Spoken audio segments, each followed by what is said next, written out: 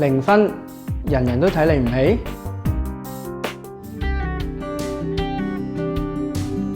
有咗佢，生命有驚喜。所以今日年青人嚟你好開心喎！第一，我墊底啦，係咪？因為我都會考0分啊嘛，係咪？會差過0分嘅。人生萬變，耶穌不變。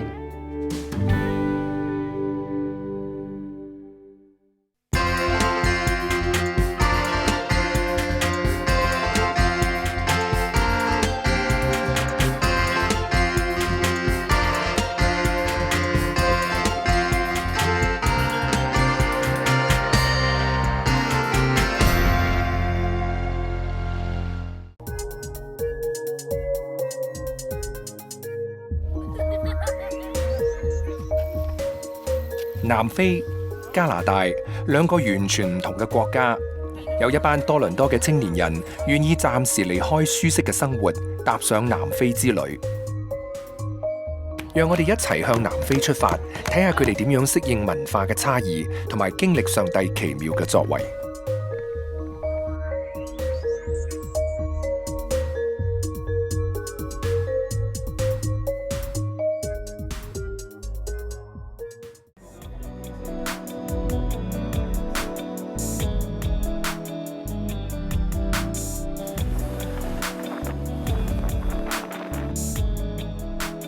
由南非東南部嘅港口城市德班起程，離開印度洋海岸，向內陸行車大概1個幾鐘頭，就嚟到 Swahimani 呢個小鎮。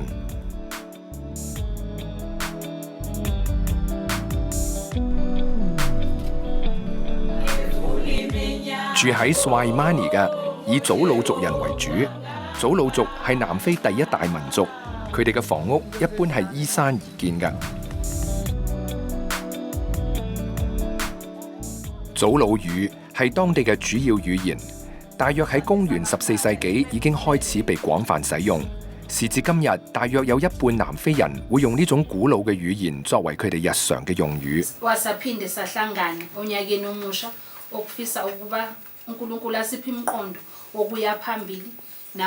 除咗祖魯語特別嘅發音留俾人深刻印象之外，呢度仲有一個特別嘅現象，就係佢哋嘅家庭一般係以婦女同埋細路仔為主嘅。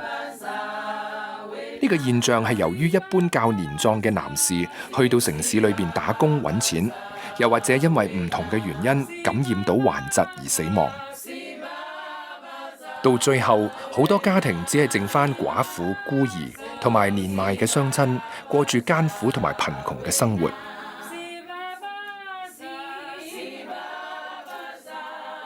雖然生活一啲都唔容易，但係村民知道有一班年輕人專程從加拿大嚟到探訪佢哋嘅時候，就急不及待用當地特有嘅歡迎儀式嚟到去接待佢哋。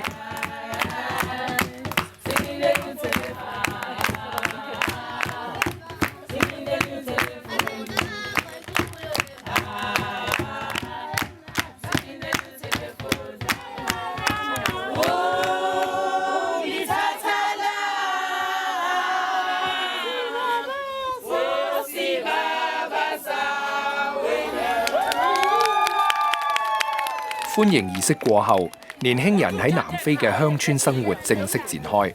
佢哋將會作出唔同嘅嘗試，得到好多新嘅體驗。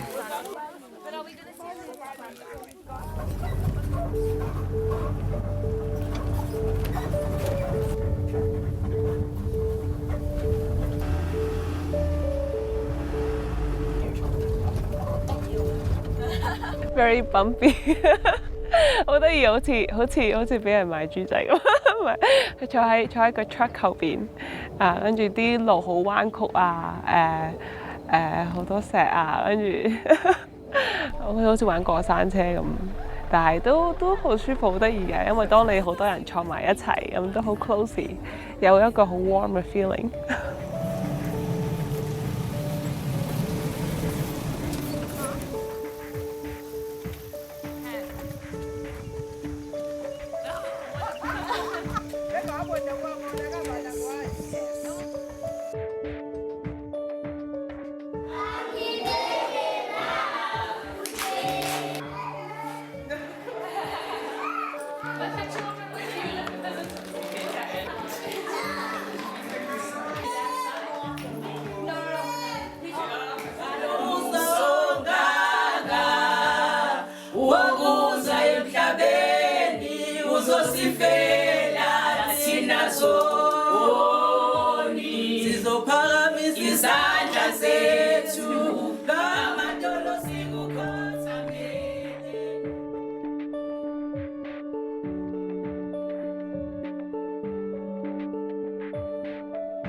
Family, Lord, that you will continue to provide that strength and comfort for them, Lord, the answers that they need and to help them go stronger. And Father, we ask that if it's within your plans that you will be able to provide healing that we know only a God who can move mountains will do.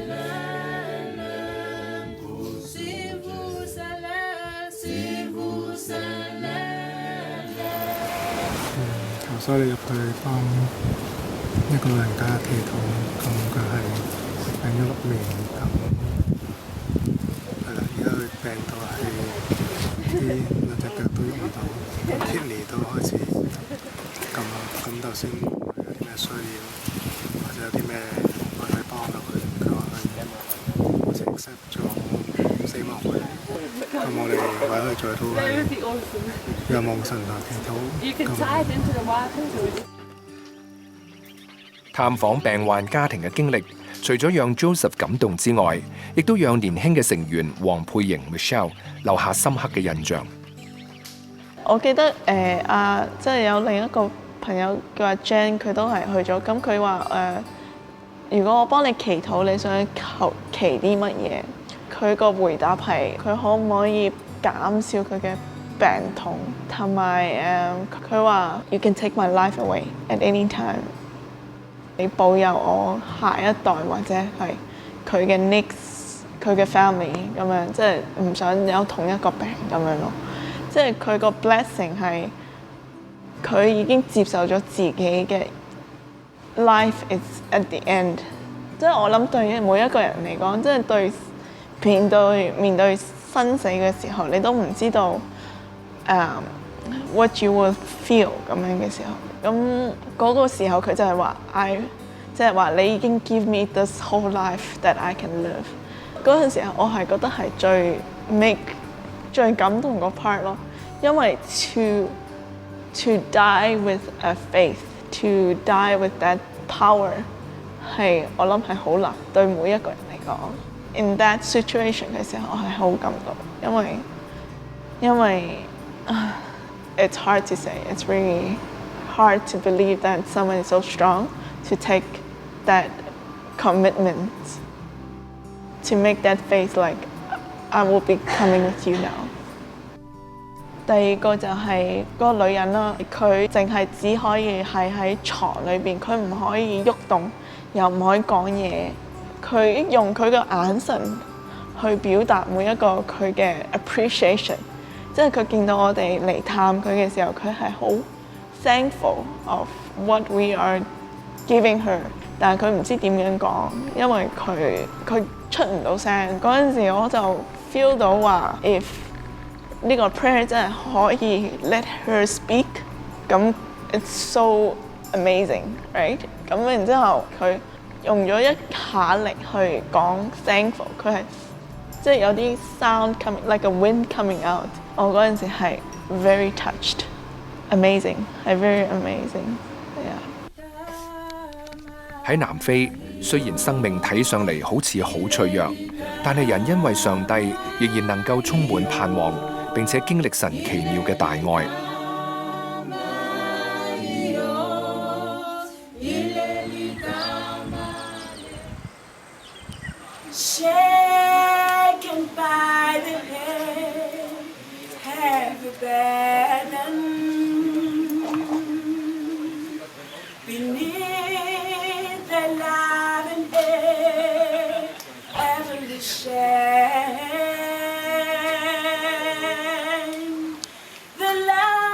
呢位歌聲甜美嘅年輕人叫 Tanda， 係 Nicole 上一次嚟南非嘅時候認識嘅。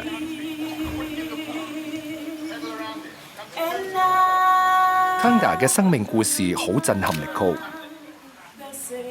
佢嚟到我哋嘅面前同我哋傾咧，唔係話我爭啲咩，我冇咗啲乜嘢，而係咧我想做啲乜嘢，我好想做啲乜嘢嘢。嗰個動力咧，佢係正係我哋呢度嘅年輕人成日話唔知道自己做咩，佢哋好知道自己做咩，好似好多困難，佢竟然好想開一間我哋叫 B&B。哇！咁貧窮嘅地方點解開 B&B？ 原來呢個係佢嘅理想。我真係諗，第一個就耳聽嚟，一個連食都好似唔足夠，而去開個期望開個 B&B， 會唔會係即係天馬行空咗咧？咁但係我又喺佢身上睇到咧，原來佢真係好知道自己嘅方向去追求咩嗰陣時候咧，佢充滿喜樂，每一樣嘢對佢嚟講都好開心。我覺得佢個 story 係自己最記得就自己攞住佢自己嘅 resume 去跑去揾工作，同埋去想 fulfill 佢個 dream of bed and breakfast。跟住我再問佢：咁你下一步想做咩啊？佢就話：我想整一個好似一個 retreat centre， 又可以有200個人。咁但係佢而家仲係唔識揸車啦，仲需要好多嘅資金去做呢樣嘢。嗰陣時候，我覺得佢仲有咁嘅，即係繼續咁樣行落去，我覺得佢好犀利咯。當你 compare 翻我哋而家喺呢個社會工作，就會覺得我哋嘅 dream 係 not nearly as big。我哋仲要係咁多 resources 俾我哋 ，versus 佢哋係幾乎係冇 resources 去 support 佢哋去做呢樣嘢。咁我覺得 I think that takes a lot of courage and faith to do it。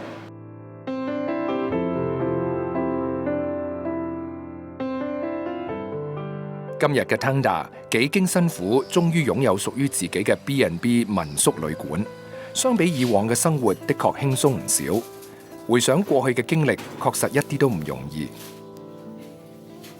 So the life was very hard. My dad only come at home like once a month.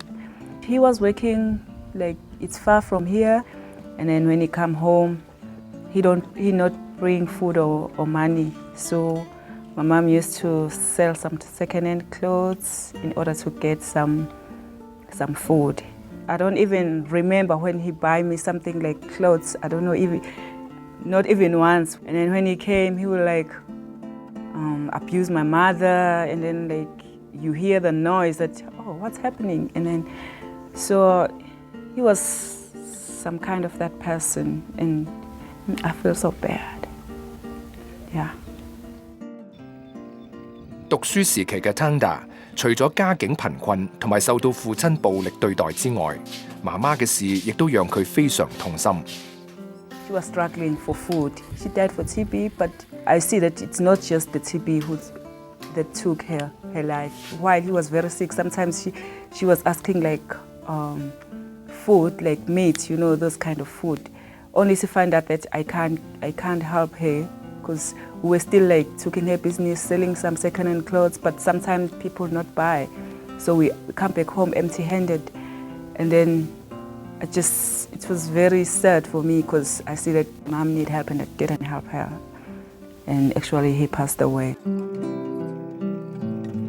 佢想去揾錢 for 佢個媽咪，因為佢以前細個都係佢個 dad 即係走咗啦，and then 佢 basically 佢就要 make an income for her family，and 呢個 bed and breakfast 就可以幫到佢，但係好可惜就係佢媽咪睇唔到佢呢一日做到呢樣嘢，咁呢個亦都係佢好 big regret。媽媽嘅去世加深咗 Tanda 對父親嘅怨恨，佢唔能夠原諒佢爸爸。I remember at the time when I was a child, I feel so sad because, you know, when a person not helping you and then at the same time he abusing your mother, and sometimes I wish if he can just die. 童年嘅痛苦經歷，讓佢可以認真咁思考信仰嘅問題，而且喺神嘅愛裏面慢慢成長，生命得到更新。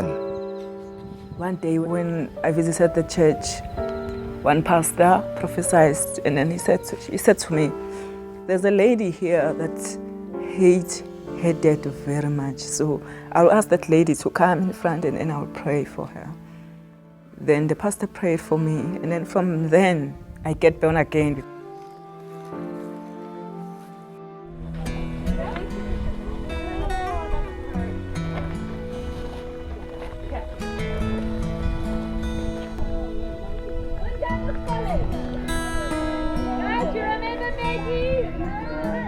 Tôi 哋而家去送緊個 food parcel 俾個 orphan 嘅屋企，咁 it's a surprise for them because they don't know that we're coming with food. It's a 6-month supply for the children 同埋 hopefully their families. Jennifer 嚴文樂從細就喺加拿大長大，喺呢度讀書畢業。雖然佢有一份穩定嘅工作，但係佢唔滿足，佢渴望揾到人生嘅方向同埋意義。因為我份工，我其實覺得係好 challenging， 亦都時間好長。但係我覺得嗰個好似唔係神 call 我去做嗰樣嘢，我唔會覺得神點解要抌低我喺呢份工裏邊咧？因為我覺得呢份工其實係 teach 咗我好多嘢，而我覺得神係 preparing me for that through 呢份工。I think I've learned also that like God puts you where He wants you exactly because He wants you there at that time。但係我覺得去 South Africa 呢個 trip again is 我想 find out 到其實神真正 call 我去做嘅嘢係咩咯？ Like what does God really want me to do in my life for His glory？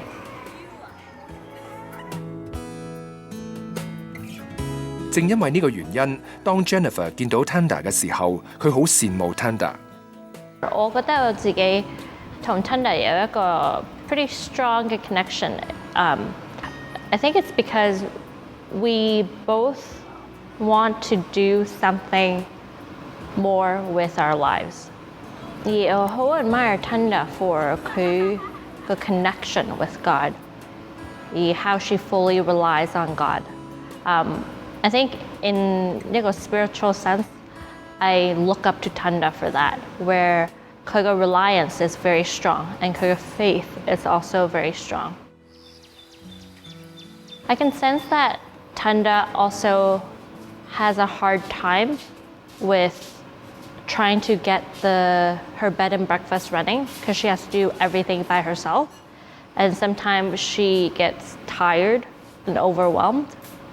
And I think I get the same way at work, where I get tired and I get overwhelmed. But I see what she does when she gets tired and she gets overwhelmed, that she really turns straight back to the Lord and finds rest in Him. 其中有一件事最能見證 Tanda 對神嘅信心同埋倚靠。I'm in this situation. I didn't have a job. I'm looking for a job and I don't get a job. And then the bank is calling and then they give me like days that if I didn't pay, I would get into jail. And then everything was very hard. But for me, I didn't say that, no, God is not live, is not alive. God is there's nothing like God, because deep down in my heart, I know that God is alive. It's just that this is the situation. It was a very hard situation, but it didn't bring me back. I just asked some people like in church, I said, I need only the prayer. 祈禱之後，一件冇可能嘅事情就發生啦。There's the other woman, like she's sick, but then she just said to me, oh, it's okay, Tanda, I will pay you for that. The money that I'm gonna pay for you, you don't have to bring it back. And then I was so shocked because it was not just cents, it was 10,000 rand. So for me, it was a miracle. So I was so grateful. And then I told my uncle that everything is paid. So they were so surprised. And then I see that God is alive because He helped me in that. And then even that woman is not like a wealthy woman. That the bank need is 10,000. She said to me, that exactly the amount that I save in bank. I just want to take all that amount and then I'll pay it for you. and then you don't have to bring it back. So, yeah, then that's where I see God. Tanda 能夠對信仰全心倚靠，除咗因為佢經歷過神奇妙嘅作為之外，佢媽媽當初對佢信仰嘅堅持，都係佢學習嘅榜樣。What I like about her is just that she became born again before he passed away. Because in that time, when my dad came, my dad was believing in ancestors, and then he would say that, oh, we don't have the money because we don't slaughter goats, we don't do that stuff. But then my mom realized that no, it's not like ancestors help, it's only God who helps. Some of the relatives are not believing in God. So those people are the one who used to help my mother. And then when she became born again, they decided that they're not gonna help her. She didn't change because of that. That's why she decided that if we don't have anything, if we don't have food, let's not ask. Because right now I see that most of the people, they don't want to help us. So it was very hard. She was a strong woman. Just said, no, it's okay. If it means for me to die, let me die. I won't need help. I won't ask any help from now on. Tanda 嘅分享感動咗 Jennifer， 令佢明白到一切要以神為先。我要 strive to glorify God first, not just do a good job and be good at what I do. 我好想去 redefine what I think doing a good job means. 個 mentality 係應該 I should glorify God in everything that I do, and I think doing well will come as a byproduct. And that's how I see Tanda run Kogo Bed and Breakfast is I see her heart to the Lord, and the Lord bless her and her career because of that. 而家 Tanda 嘅生活總算穩定落嚟，對父親亦都由過往嘅怨恨到今日嘅饒恕。I don't hate him. For me, he's still my dad. I don't hate him. There's no anger. It's just that things will never be perfect. I forgave him already. I can say God can give you some difficulties that are equals with the blessings you get. He is God. He can do everything.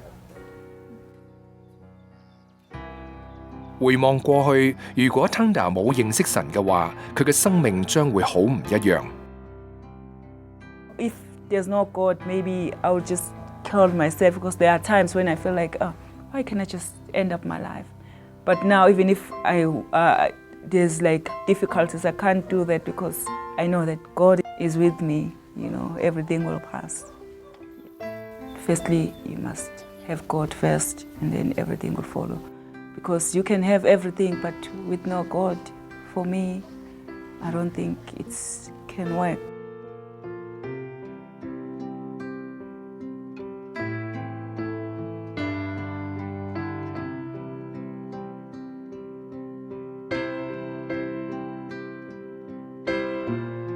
God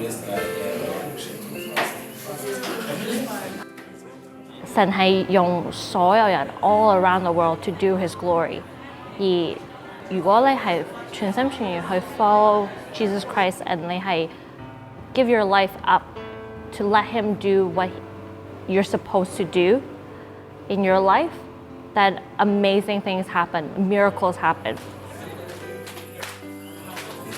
雖然 Jennifer 同 Tanda 生活喺唔同嘅地方，但係佢哋確信呢個世界有一位又真又活嘅神，願意隨時幫助人。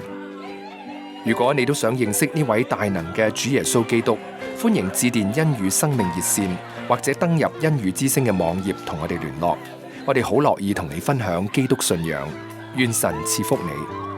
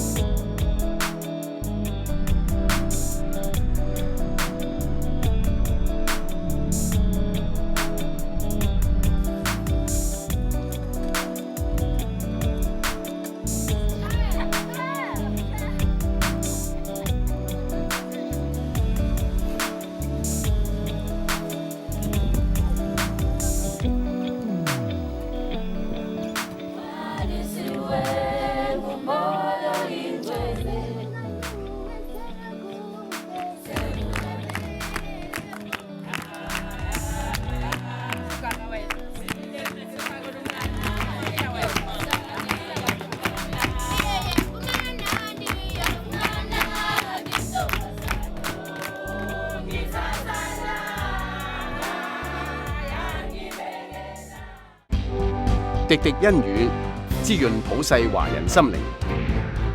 恩語之聲以世界各地華人經歷耶穌基督帶嚟生命改變嘅真實故事，透過全球電視同埋電台廣播網絡，仲有電腦互聯網廣傳福音，亦都以生命關顧電話熱線幫助有需要嘅人。